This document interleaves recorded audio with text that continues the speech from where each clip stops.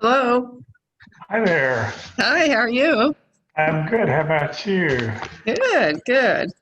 We're good to go. Is it okay if I record it? Absolutely. Okay. Sure. Okay, good, good. So we're going to do it on Zoom and then it feeds to the Facebook page, or is that how Yeah, it's? I think yeah, yeah. Okay. Um, I want to encourage people if they have questions to ask them, but Mm-hmm. um, sometimes when I've had a Zoom meeting and a Facebook event going, they sort of, echo off each other, and so I'm not sure whether I would be able to actually see like questions and comments Um, in the chat, um, on the Zoom no, I chat. think it'll go on Facebook after I record it. Like Oh, not okay. not Okay. now, I think. So I yeah. get you. So So we'll be just doing ask it. them I mean, I can either read the chat questions if you want, or whatever you'd like. Okay. Well, if So, I can see them, I'll just answer okay, them. okay, sure, sure. If you notice that I'm not, I seem to be, be ignoring something. Maybe that means I'm not seeing the comments. So. Oh, yeah, right. What is behind you? That's, Oh, that's a curtain. oh, it's Um, cool. Yeah, my wife and I bought that in Pier 1 many years ago, and we could never find a window that it fit on. So we just hung it on the wall. And Oh, it makes a great wall hanging. It's really, yeah, it's a great backdrop for, yeah, yeah, yeah, I'm fond of that. yeah. So, well, we've got about 10 minutes, right? Yeah, 6:48. looks like it. Okay. Um, I think maybe I'll take, can you hear me all right? Does this seem to Yes, work? yes, yes. Okay. Maybe I'll take a quick bathroom break. Just Same here, same here. Yeah. Okay. Okay, I'll be right All right. back.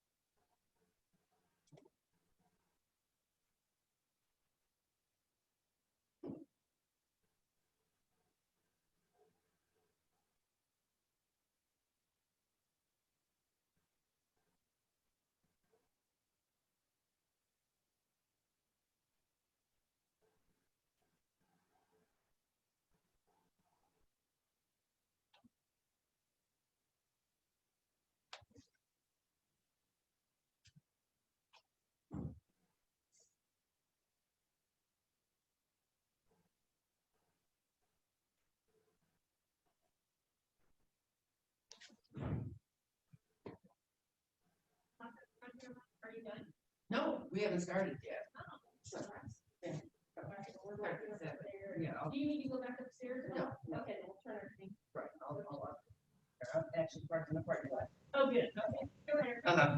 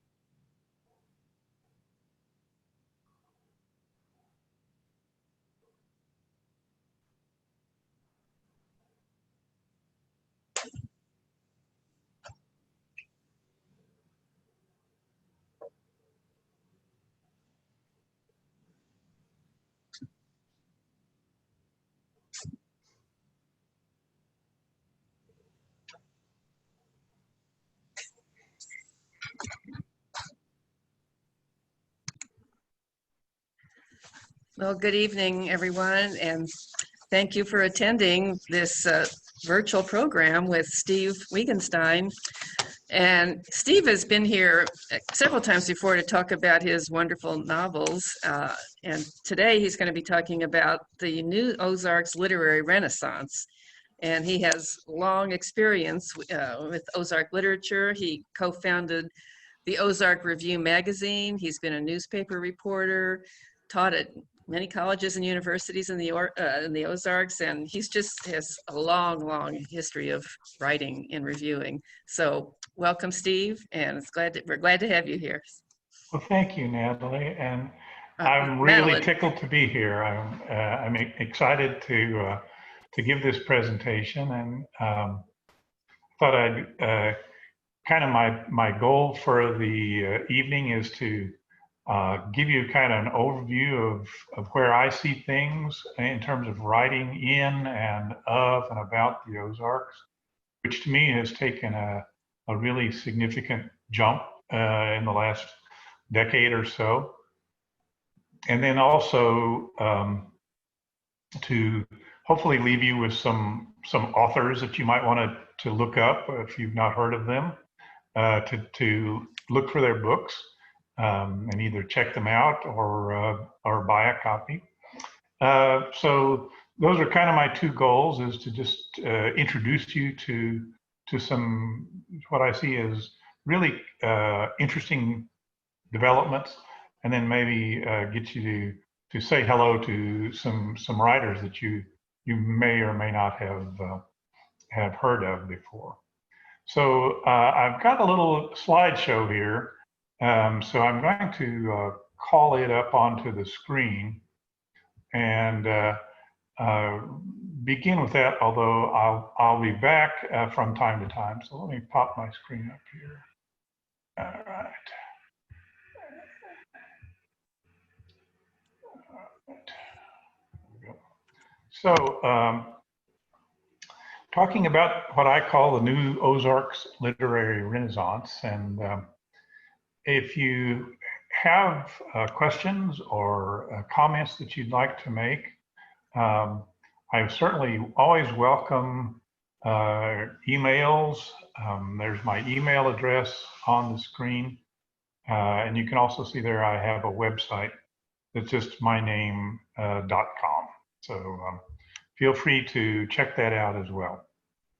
I always come away from a program having learned more than I've imparted many a time.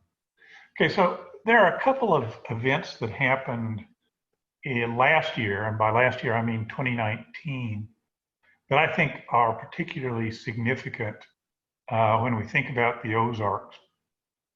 One is the publication of the second volume of this history of the Ozarks by Brooks Blevins. This is an image of the cover of the first volume, which came out a couple years earlier. And the third and final volume, is due out next year. This is the first, what I would call a real comprehensive effort at providing a unified history of the Ozarks as a region. A 3-volume set of histories. Brooks Blevins is the director of the Ozark Studies program at Missouri State down in Springfield. Really one of the preeminent historians of the Ozarks. And he treats it as a geographically and culturally distinct region. Both his history covers both Missouri and Arkansas in roughly equal amounts. And is really very comprehensive. The other big development that happened last year was this publication, The Literature of the Ozarks, an anthology that was edited by Phil Howerton, who is from West Plains. This was published by the University of Arkansas Press. The history of the Ozarks, ironically enough, those are being published by the University of Illinois Press. But this anthology, it's not the first anthology of Ozarks writing that has appeared. Um, Back in the 70s, Miller Williams, the poet who taught at the University of Arkansas for many years, edited an anthology called Ozark, Ozark, that was published by the University of Missouri Press. And then about 10 years later came an anthology called Yonder Mountain. But this is the first anthology that attempts to be a complete historical anthology of Ozarks writing instead of just a snapshot of what's going on at the moment. This goes all the way back to, the early 1800s, the early writers and travelers who wrote about the Ozarks and in a historical way, chronological way, goes all the way up to the present. And again, it's to me it's important because it like the history, it treats the Ozarks as a culturally significant and distinct and relevant location. So those two things I think are really really important in that we are getting a picture of the Ozarks that is more systematic, I guess, than what we've seen before. Okay. Does this version of the screen look better, or do you prefer the full screen version? Natalie, do you have a preference on that? Full screen would be nice, but it's up to you. I mean, I can see Okay. it just fine. So yeah. Okay. I'm kind of tinkering with how things look here, so I just wanted to see how we thought. Okay, I'll be back in a moment, but I'll go back to full screen here now at this point. So let me go back to that. Okay, and let's see. Back to it. Now, when you think of the literature of the Ozarks, probably one of the names that comes to mind, other than the Shepherd of the Hills, is Donald Harrington. And Donald Harrington is a novelist, and this is a cover of one of his later books. Actually, my favorite, a book called With, who lived in Northwest Arkansas, who grew up in Northwest Arkansas and lived there for most of his life. Really considered one of the sort of central figures in writing about the Ozarks. Here's a picture of Donald Harrington as he was shortly before he died. And there are two things I think that are that I want to kind of trace in terms of the writers of the Ozarks and the people who write about the Ozarks. One is this increasing recognition that the Ozarks are a location of interest. And certainly somebody like Donald Harrington, who writes in a very sort of mythological, very adventurous kind of style. He certainly takes that on. Most of his novels are kind of interconnected in the same way that Faulkner's novels are interconnected in that there's a kind of a fictional town called Staymore, Arkansas. And he populates this whole town with all these eccentric characters, and there's a lot of whimsical, magical kind of things that happen in Staymore. But it's very much about the Ozarks as a place of the imagination. And I think that's an important stream of literary writing that goes on is, what do the Ozarks mean You know, what does it mean to be in them? What's it mean to be from them? And there's a kind of a self-reflective quality to that.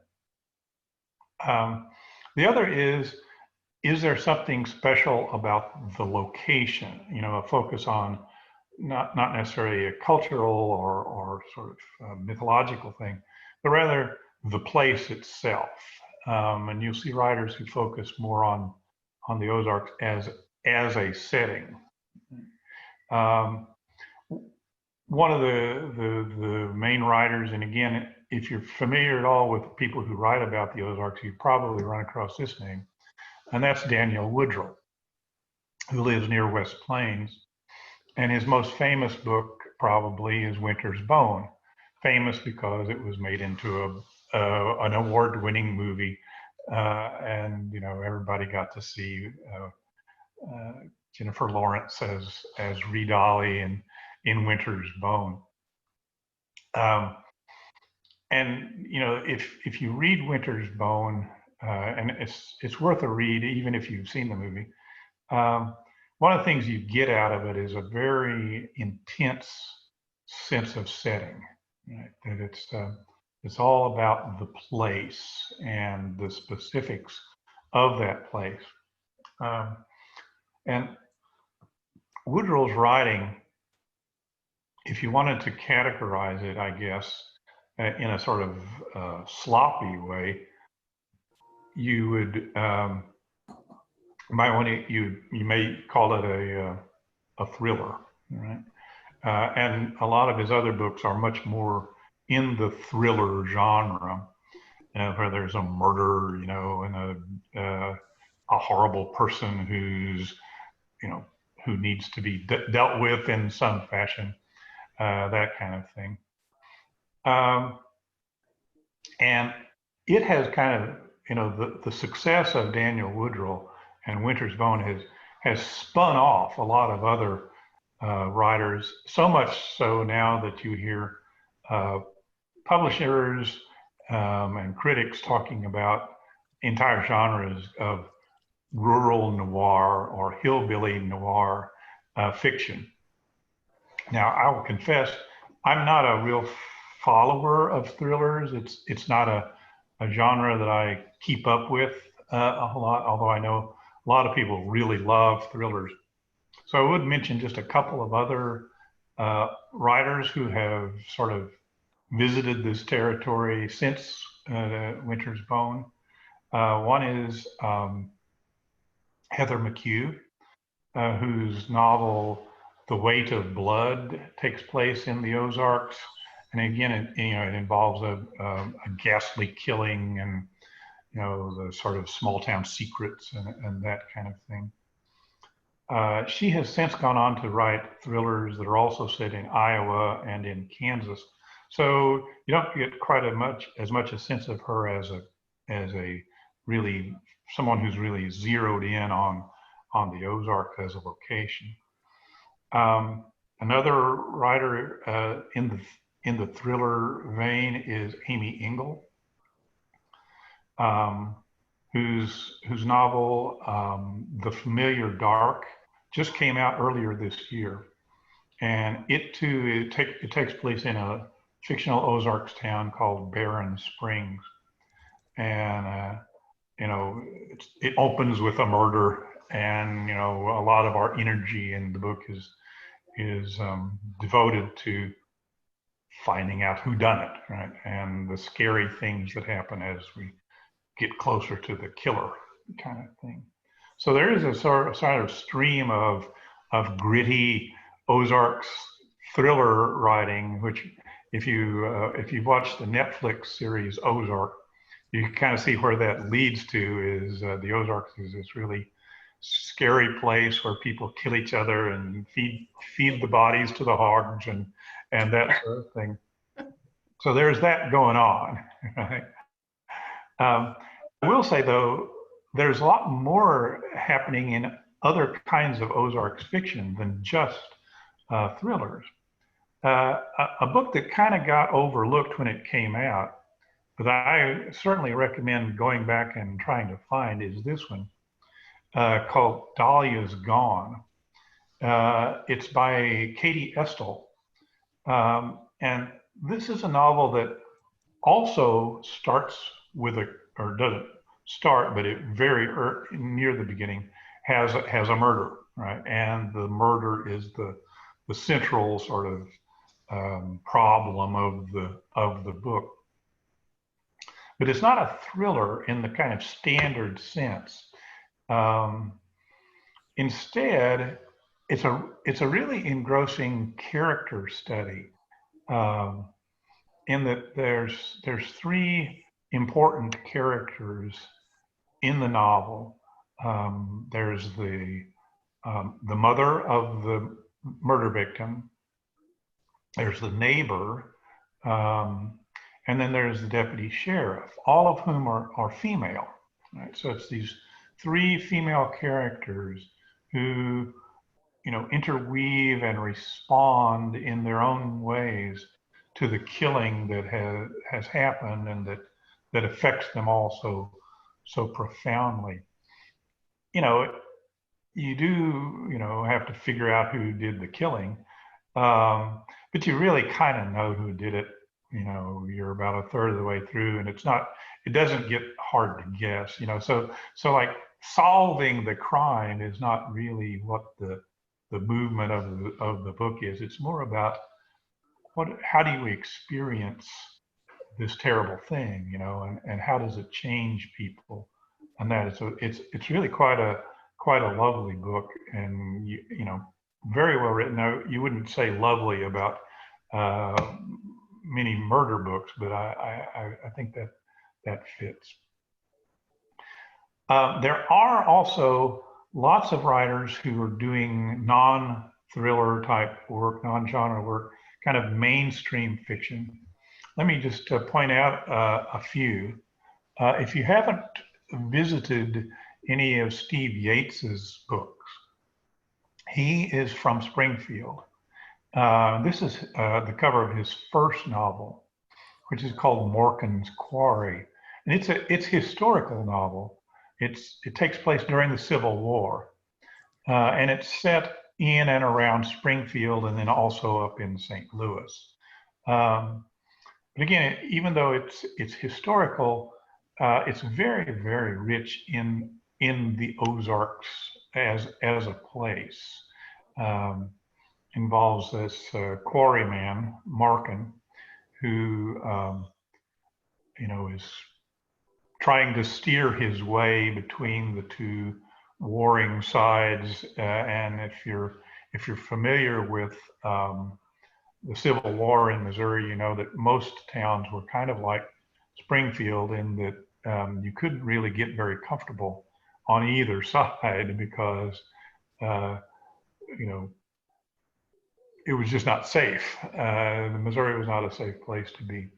He has gone on since then to write a number of other novels. There's a collection of short stories, a lovely short novel called Sandy and Wayne, which is a love story that takes place within an Arkansas highway crew.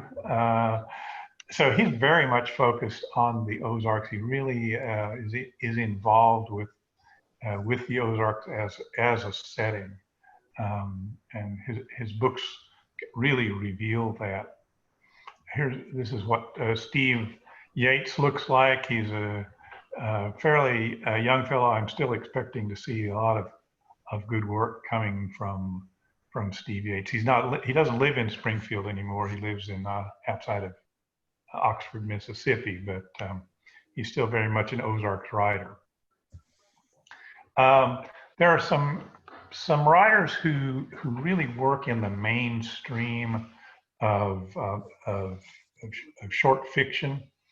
One of those is C.D. Albin, who also lives in West Plains. The town of West Plains comes up several times in my presentation. I don't know what they're putting in the water down there, but it's really producing a lot of really fine writers. These are stories about what we would conveniently call ordinary people who are in trouble. They tend to be, people under pressure of one sort or another. They're very kind of Hemingway-esque kind of style. C.D. Alvin Craig, he's got a really good collection of poetry called Axe, Fire, Mule. Another writer that writes in a very similar or connected kind of vein is John Mort. And this is his book Down Along the Piney, which came out in 2018.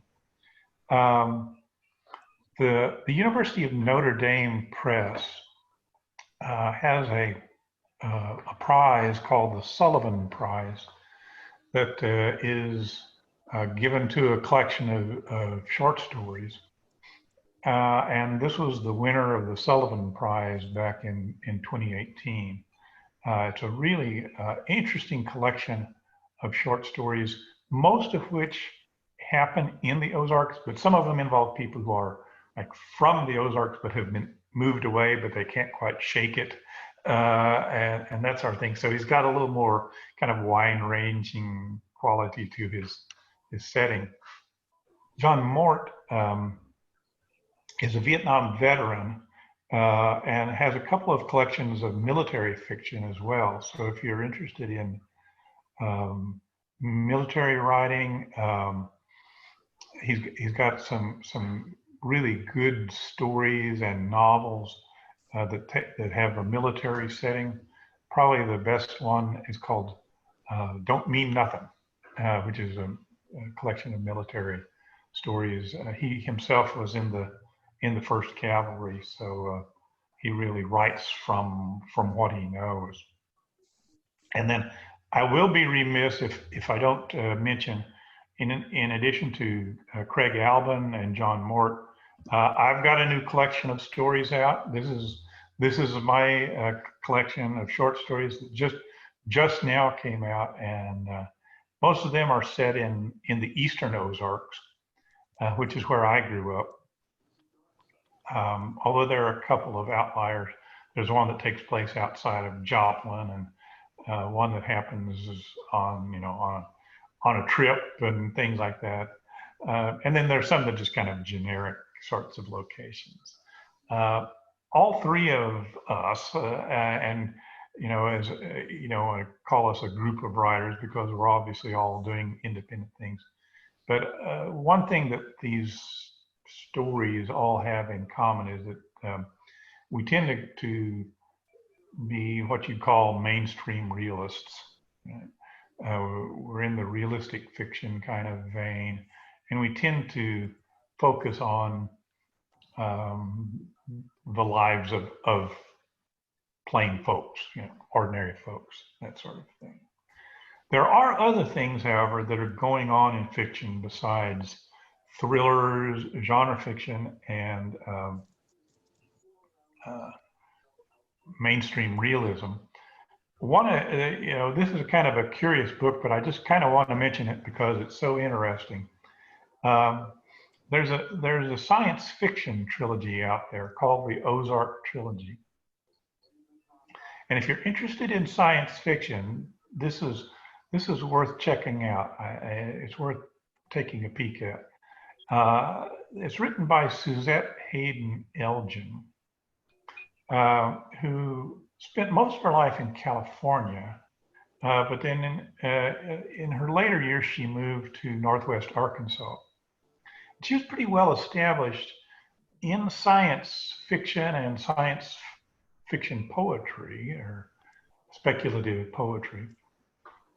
But she was probably most well known for a book that she wrote back in the 70s that was a big hit. It was called The Gentle Art of Verbal Self-Defense.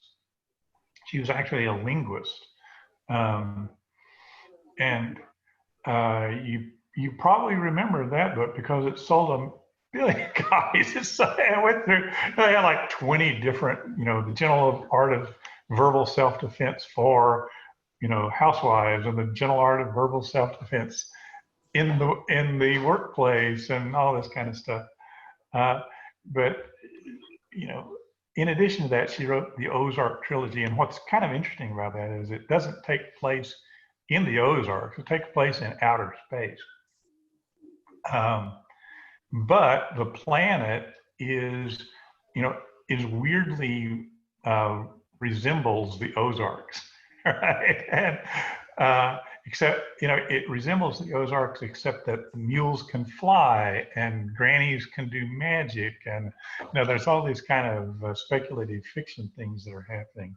So if that is your groove, certainly the Ozark trilogy is worth taking a peek at, I think.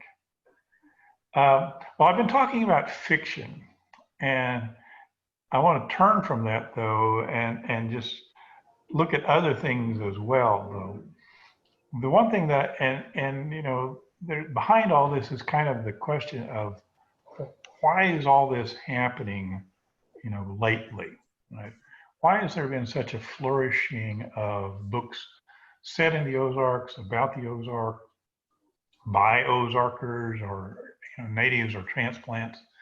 And I think it has to do with what I showed you at the beginning, those anthologies and histories, in this kind of growing sense of self-awareness. I was actually I was talking on the phone with Steve Yates a couple of days ago, and we were, I was saying I was going to do this program, and we were talking about this very question, and he observed that there are, for a long time there would be this sort of divide between seeing the Ozarks from the outside, which is, the tourist or the traveler comes through, writes this kind of humorous thing about these hillbillies, or writes a romanticized thing like Shepherd of Hills, about these sturdy hill folk, who are pure and so closely in tune with nature, and that kind of thing. And then the writing from the inside, which was more kind of boostery, don't say anything bad, people will think bad of us. We got to promote the region, have some regional pride and that kind of thing. And as long as you could only think in those two categories, you wouldn't get a whole lot of real serious art, literary art. But once you get a sense of regional culture and identity, begin to be able to look at it, at the region in a much more nuanced kind of way, then you see the kind of thing where writers are going to emerge, and they're going to really take the landscape seriously and take the people seriously, and deal with them in much more sort of in intense kind of ways. So I think that's part of what's going on here, is that we don't think of the Ozarks quite so much as an outland as people may be used to. Well, let me move on though to some nonfiction writing. And here again, I see a couple of different things going on. One is, of course, anytime you see nonfiction about the Ozarks, one of the first things you think about is nature, right? A lot of nature writing. Although, okay, I forgot that I had a picture of Suzette Hayden Elgin there to show what she looks like. Probably the sort of landmark a lot of people would mark nature writing in the Ozarks from is the book Stars Upstream, like Life Along an Ozark River, which was written by Leonard Hall, kind of the father of Ozarks literature, so to speak, or of Ozarks nature writing. Really celebrating, people kind of credit Leonard Hall with having inspired the formation or the creation of the Ozark National Scenic Riverways down on the current Jacks Fork rivers through his kind of rhapsodic reveries about life along the current river and the float trips that he took back in the 50s and even earlier. Was there a question or? Oh, no, okay. Another sort of landmark of nature writing is this book, and if you haven't run across it, I'm going to really give it a boost. Again, it's not brand new. It's been around a long time. A Country Year by Sue Hubbell. And Sue Hubbell she was not a native of the Ozarks. She moved to Shannon County with her husband as part of the Back to the Land movement. And then they split up, and she, was left on their property by herself, or ended up on the property by herself, and had to make a living on some pretty unforgiving ground. And so this book is her sort of living through that year. And it's organized according to the seasons, a lot of wonderful nature description, but also it's very meditative and very observant. So, following the cycle of the seasons is a great way to kind of establish a kind of a rhythm to nature. One of the things that she did in order to make ends meet was she kept bees. And there's a lot of adventures with her and her bees going from hive to hive and, trying to sell honey and that sort of thing. It's really, it's not as lyrical about nature as Leonard Hall is, because she needs to make a living, and sees nature through those eyes as well. Now, the other thing you see in Ozarks nonfiction, besides nature writing, is memoir. Right? We get a lot of people writing their memoirs about growing up and going to the country schoolhouse and that sort of thing. There are many examples of that. A couple I want to point out. This is one that is a little hard to find. Oh, I'm sorry. I keep forgetting that I have the author's photo occasionally. That's Sue Hubbell there. She has since passed away, sad to say. But here's the memoir I was making reference to. Rocky Comfort by Wayne Holmes. Wayne Holmes grew up in Taney County and Berry County. His family moved around quite a lot. And in his later years, he wrote this memoir. He was also a very accomplished and practiced storyteller. You would see him at storytelling events and things like that. And this book embodies a lot of that storytelling impulse. And the thing that made me want to point this one out, and the thing I think that distinguishes it from a lot of other memoirs, is he's not the least bit nostalgic at all. Right? He grew up during the Depression, and they were poor. I mean, they were so poor and in many ways really a miserable existence, a very, very tough existence. And he does not coat that with any soft gauze or anything. Really, if I had to compare it to anything, I think it might be comparable to the memoirs of Frank McCourt, which were such a big hit about 15 years ago, Angela's Ashes and Tis, in that they're really unflinching in their view of what it's like to be really dirt poor and living in a very unforgiving environment. So if you're looking for sweet nostalgic reminiscences about growing up. This ain't it. But if you're looking for somebody who has a really kind of bawdy, tough, rough and tumble view, this is a very rewarding book. Another one that just came out last year, which is more mellow and mild, and that's Ozark RFD by Jim Hamilton. Jim Hamilton was for decades the editor of the Buffalo Reflex, the weekly newspaper in Buffalo, Missouri. And as part of that job, he wrote a column for the newspaper. And this is a collection of some of his later columns. He had an earlier book that was a collection of some of the earlier columns. And we normally think of newspaper columns as sort of disposable because, you know, for a lot of columnists treat them as if they're disposable.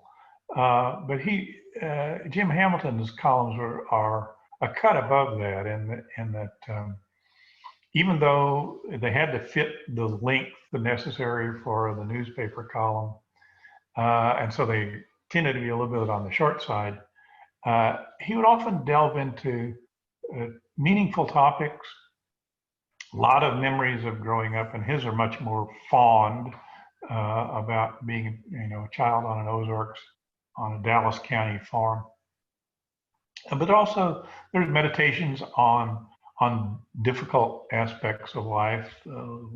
He suffered some very significant losses in his life, and so they're not all just sweetness and light, but there is a kind of sweetness to them, even as they talk about losses as well, and you know, days gone by, and that sort of thing.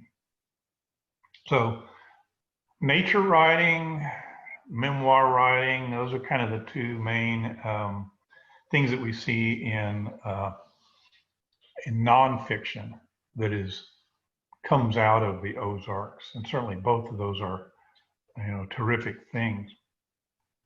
Finally, I wanted to mention some poets and some poetry, which tends to be a little harder to find. If you like poetry, you really have to go hunt for it. Unlike novels, you know, novels are sort of the king of the bookstore. You can walk in and there's a whole, you know, half of the store is devoted to them. Poets have a little bit tougher time of it. They have to get published wherever they can, and if they can get a collection published, they're very lucky. Interestingly enough, there are a lot of good poets at work in the Ozarks. The current Missouri Poet Laureate this year, Karen Crago, is from Springfield, actually, or I should say she lives in Springfield. She's a recent, or, you know, not all that recent, but a comparatively new inhabitant of Springfield. Her most recent book is called Passing Through Humansville. And I'm sure some of you all in Jeff City know where Humansville is. It's, you know, west and south of you all. So it's not a made up name. There is really a town called Humansville. I'm going to jump out of my screen here for just a second. So let me stop sharing. Because I thought it would be a good idea to read you one of Karen's poems, just to kind of give you a little bit of a flavor for what how she writes and what she does. This is a poem, and the title of this poem is "Escaped Housewife Prefers the Term Cosmetologist."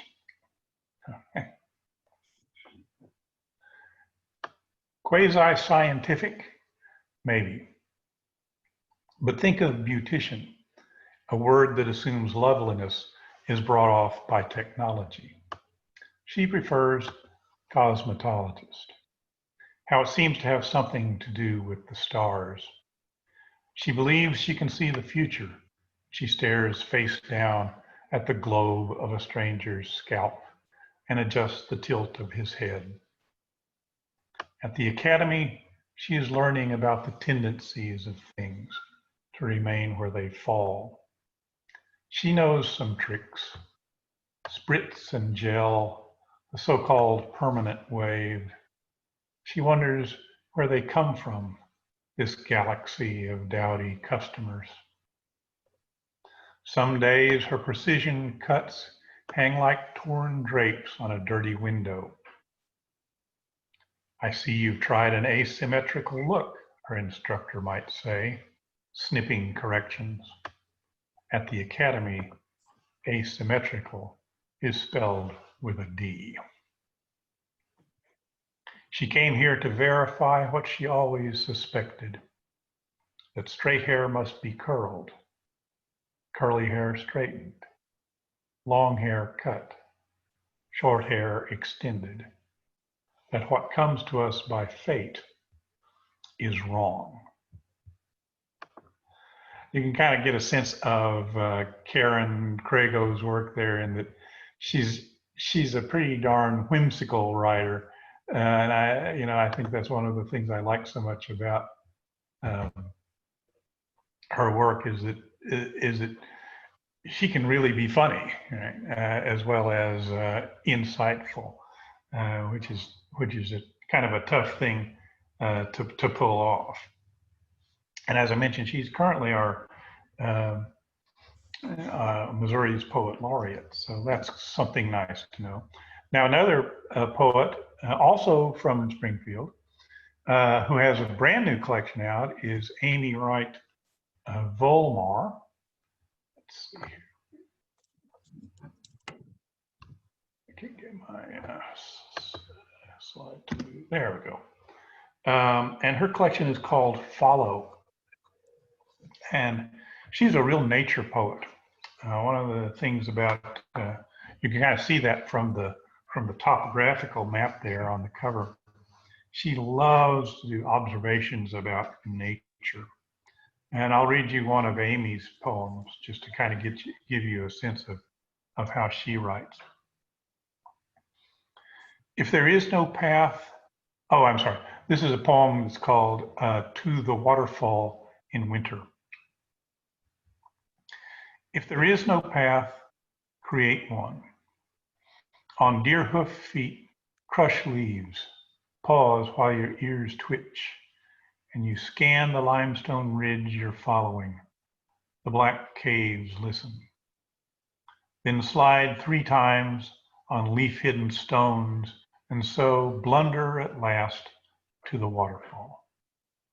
Sit on a rock so slant that you're leaning over a ledge trickle, a pool of wet chert gravel with oak leaf drain.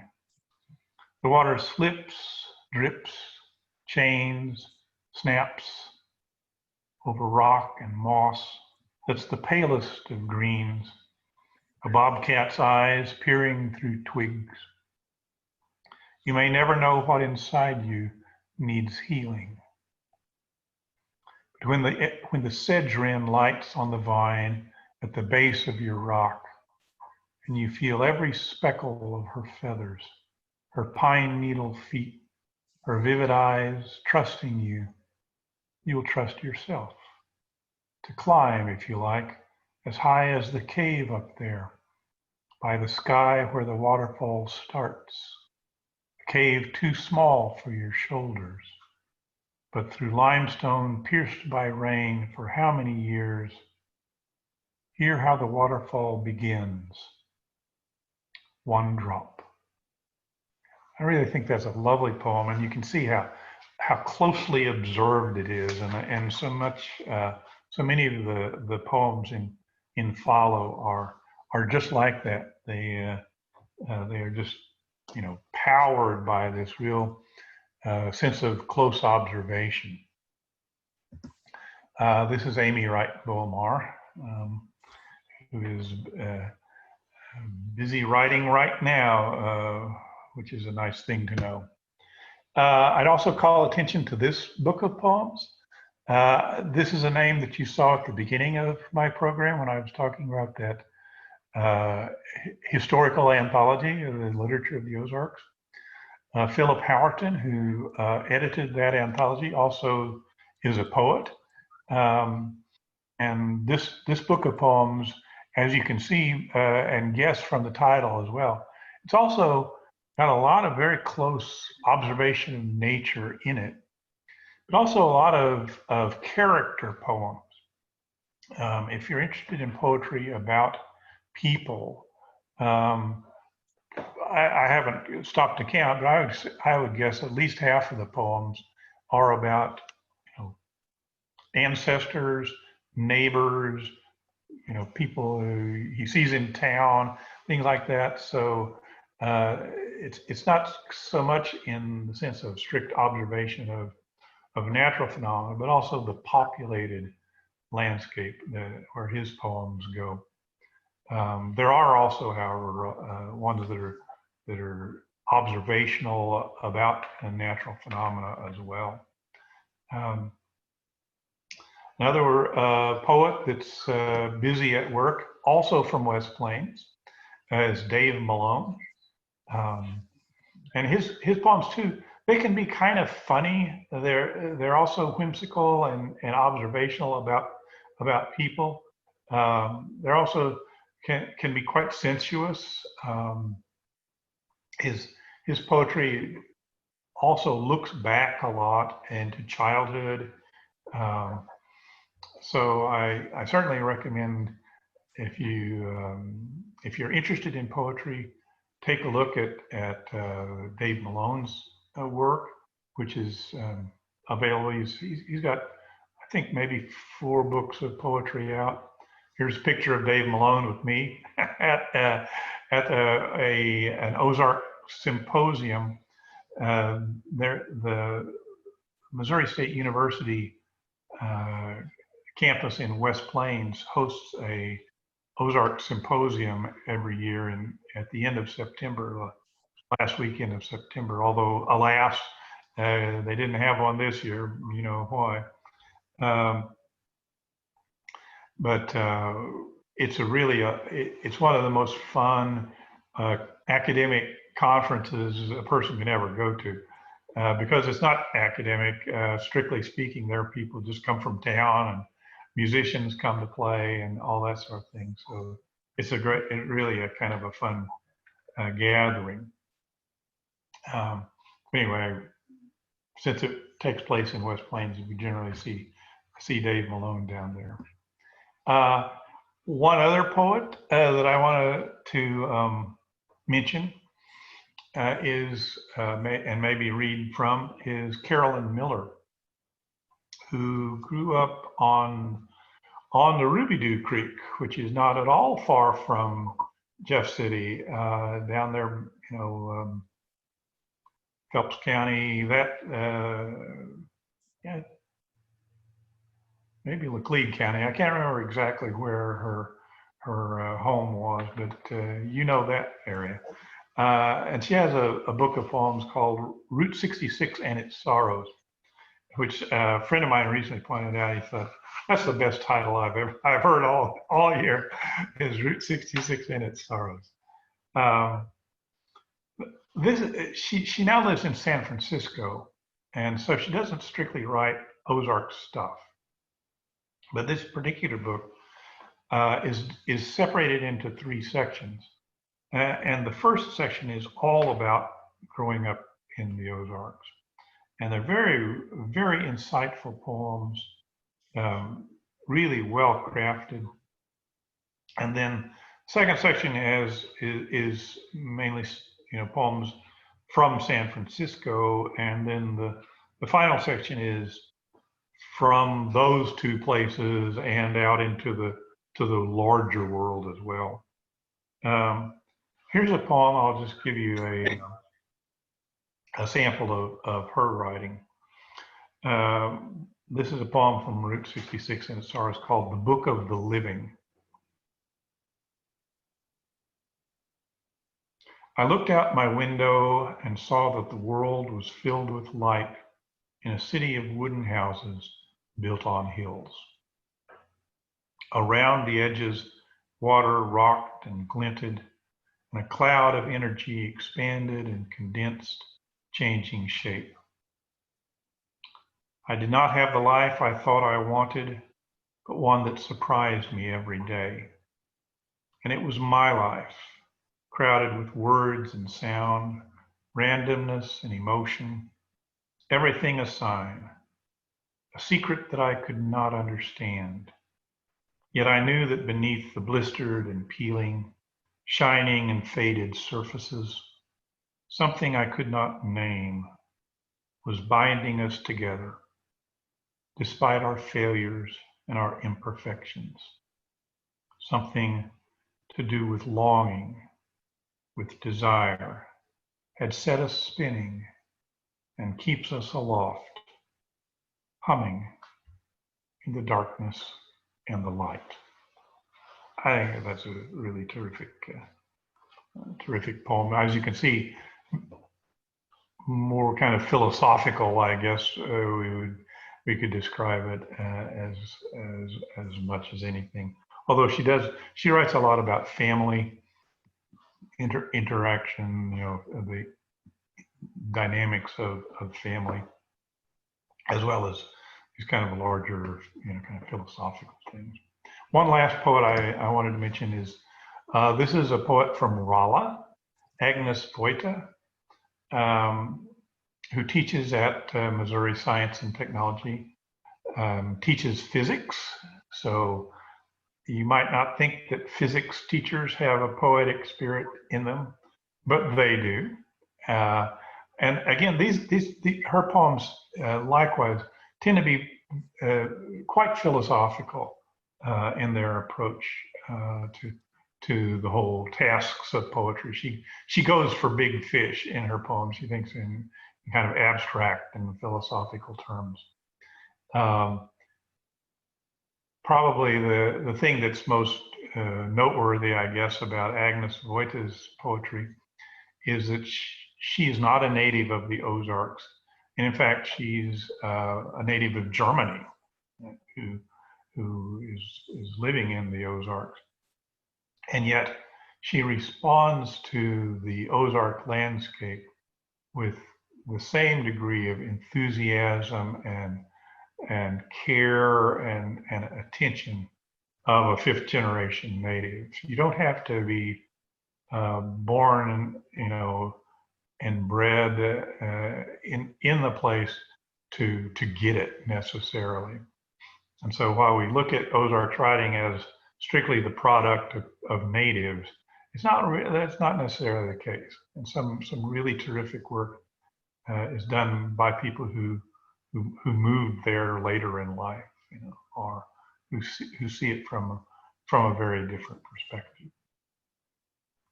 So let me sum up really quick here. I've gone through some writers that I think are worth taking a look at, and certainly if some of these what I've said about them appeals to you, check them out. I sent a list of the names and titles to the library, and so they can share that with anyone who's interested. If you missed a name that I went by and you thought, what's the name of that person again? Or you can email me and I'll help you out on that. Let me just put my email address back up here one more time. And I do invite everybody to visit my website. I also have a blog where I write occasionally about Ozarks matters and rural issues and things like that. So you can access my blog from my website. And I certainly welcome questions, comments, random thoughts, suggestions. It's always really quite delightful to hear from people. I've not been watching on Facebook. I've been watching on Zoom. So let me check real quick. That's not what I meant to do. Okay. I was trying to get back to the screen where I could see if there was any questions or comments. So maybe I get back here. Okay.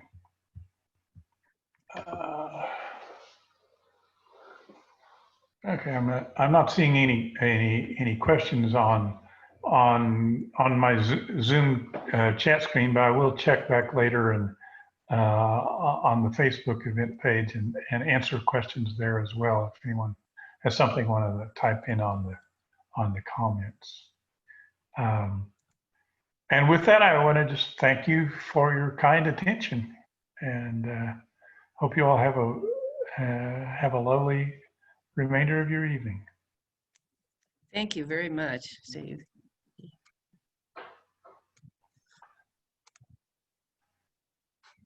Okay, well, thanks everybody. Steve, can you hear me? Yes.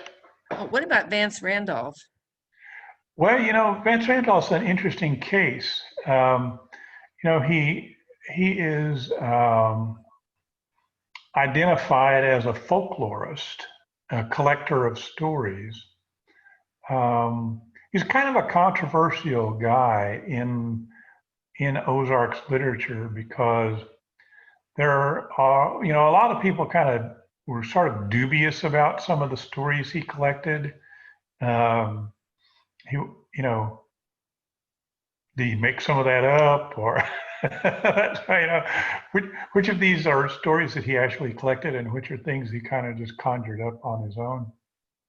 He's certainly an interesting writer, and his collection of Ozark folk tales and Ozark, magic and things like that is extremely fun to read.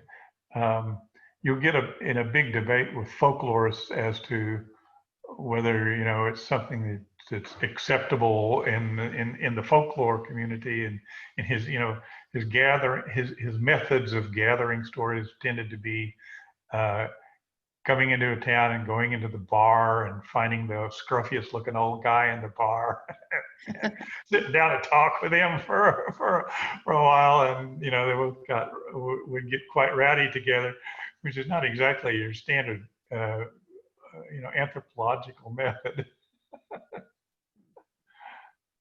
The books are still kind of popular at the library, but Oh, not yeah.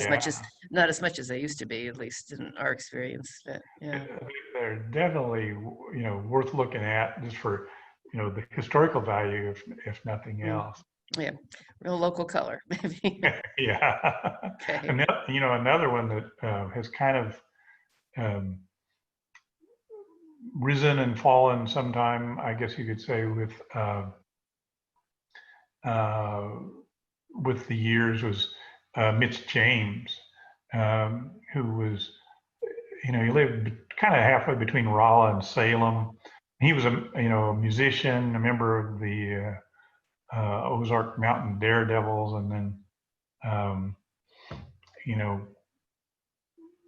wrote novels. He has some novels that he wrote, and they're funny as heck. They're really he's got a great lot of humor. Oh, Phil Howerton is here. Hey, Phil. He also mentions that Vance Randolph also has a collection of short stories. Thank you. Mm-hmm. Yeah. Okay. Oh. I would say thank you again. It was a really fine program. Thank you. And thank you for having me. I appreciate it very much. Okay. Take care, everybody. Okay. Good night. Thanks, Natalie. Good night. Bye-bye. Bye-bye.